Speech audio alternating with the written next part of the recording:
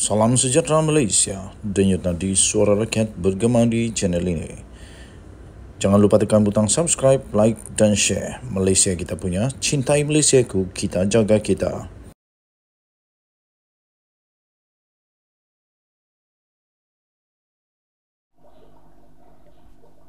Salam sejahtera Malaysia, denyut nadi suara rakyat bergema di channel ini. Satu lagi kes menghina institusi diraja nampaknya berlaku lagi. Sehingga kan laporan polis telah dibuat sekali lagi. Hentikanlah perbuatan tak betul ini. Hentikanlah perbuatan yang salah ini. Institusi diraja tidak boleh diganggu gugat. Jangan melanggar perlembagaan. Ini Undang-Undang Nombor 1 Malaysia. Dalam rukun negara kita pun ada kesetiaan kepada raja dan negara. Jadi, terbaru ini ada satu lagi isu menghina. Kali ini Kesultanan Johor pula dilaporkan telah dihina. Wow, tak habis-habis. Siapalah jadi teladan diorang ini sebenarnya? Saya pun heran.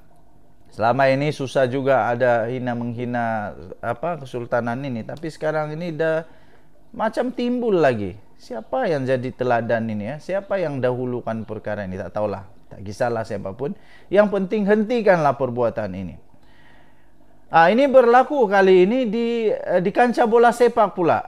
Nasib baik bukan politik lagi. Ini kancah bola sepak. Tapi sama juga.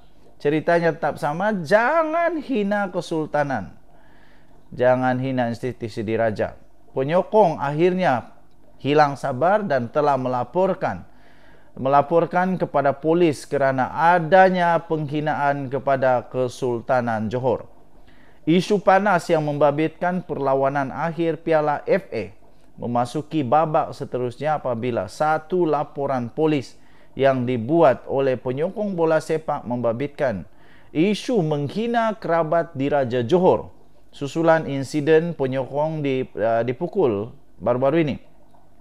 Menurut sumber, penyokong bola sepak itu membuat laporan polis di Balai Polis Balik Pulau Pinang.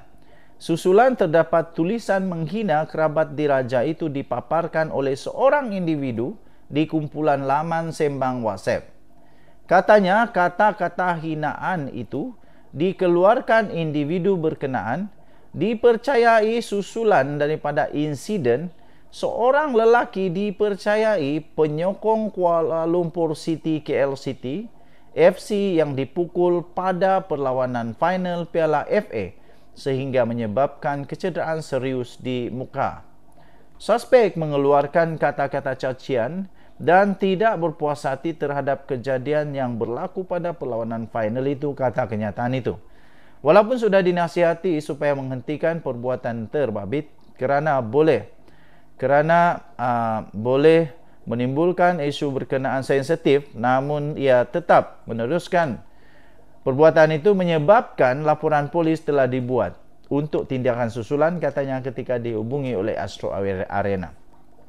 Okey, sebelum ini Astro Arena melaporkan seorang penonton perlawanan akhir bola sepak Piala FA di antara JDT dan KL City mendakwa dirinya dipukul oleh anggota keselamatan.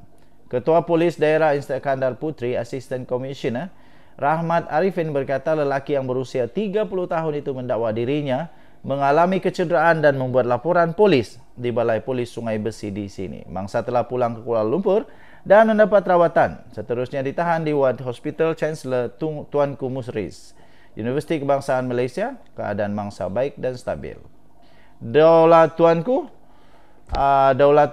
kepada seluruh raja-raja Melayu Malaysia, dan kita berdoa semoga digarhayu Tuanku dan dipanjangkan usia. Kita jumpa lagi. Bye-bye. Salam sejahtera Malaysia, denyut nadi suara rakyat bergema di channel ini. Saya nak mengulas satu kenyataan daripada Taqiyuddin baru-baru ini yang telah dikeluarkan di Malaysia kini. Kenyataan itu berkata begini, PAS larang ahli buat kenyataan kecuali diizinkan. Itu tajuk dia. Tapi kemudiannya ada satu perkataan, ada satu ayat yang disebut oleh Taqiyuddin. Saya ulas sikit. Sila share video ini supaya semua orang dapat tahu bahawa Taqiyuddin perlu jelaskan ini. Kenapa dia tak buat pula benda ni kalau betul-betul dia nak buat. Jangan cakap-cakap saja, jangan sekadar meludah-ludah tapi tak boleh buat. Dia kata begini, ini termasuk dia kata begini. Di dalam ucapannya itu Taqiyuddin berkata,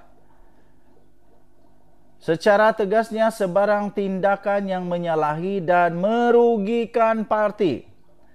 Yang menyalahi dan merugikan parti adalah suatu kesalahan tata tertib yang boleh diambil tindakan sehingga dipecat. Sekarang, kenapa Taqiyuddin tak berani nak pecat Sanusi? Kenapa Taqiyuddin tak berani pecat Sanusi? Kalau betul dia kata ini, saya rasa Taqiyuddin perlu pecat Sanusi. Kerana Sanusi sudah merugikan parti dengan keadaan sekarang ini. Terutamanya di negeri Selangor. Di seluruh Malaysia pun sama. Di mana-mana saya jalan sekarang ini, semua sebut tentang penderhakaan kepada Raja Melayu.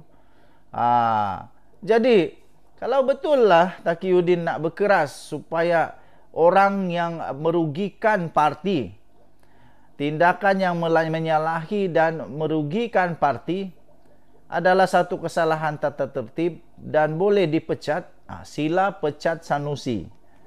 Kerana dia sudah menyalahi dia sudah melakukan kesalahan yang menyalahi.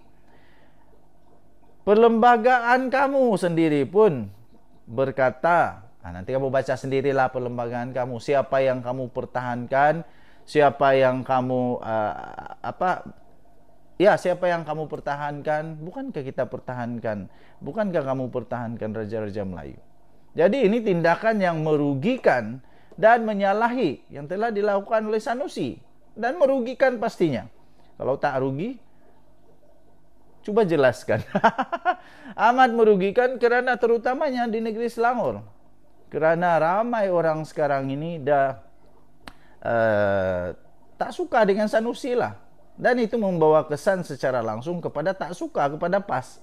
Kerana kenyataan menghina yang sudah didakwa pun ke atas Sanusi. Ini membawa kesan amat besar kepada PAS.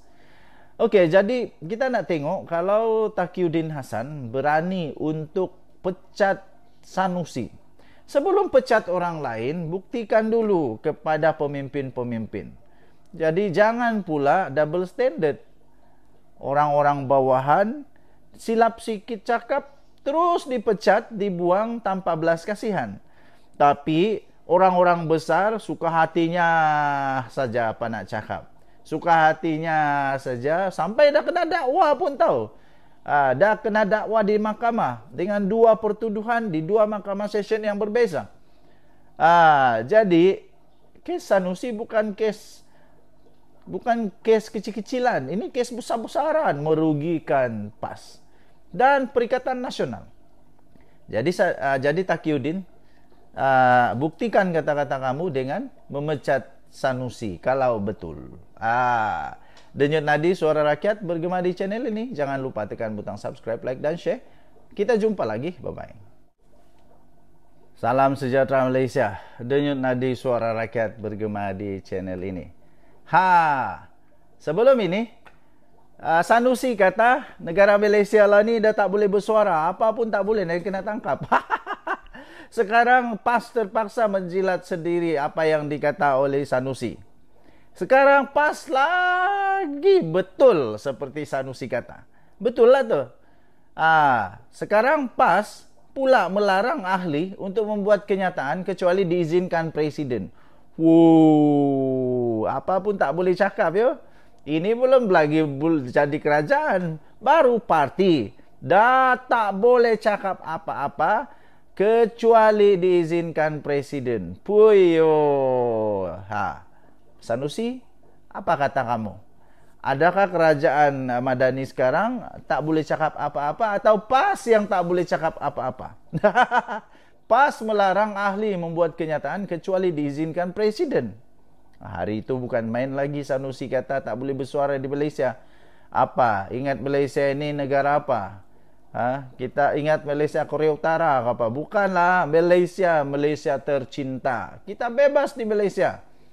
Kita bebas. Masalahnya Sanusi itu dia sudah sentuh 3R. Dan yang dihinanya pula sultan kita, raja kita, agung kita. Padan mukalah. Tapi yang ini pas sekali lagi memberi peringatan kepada ahli-ahlinya agar memberi komitmen maksimum bagi memastikan kemenangan calon PN dalam 6 pilihan raya negeri yang diadakan serentak pada 12 Ogos ini. Setiausaha Agung PAS Taqiyuddin Hasan berkata arahan yang dikeluarkan pemimpin parti itu, khususnya jabatan pilihan raya, mestilah dipatuhi.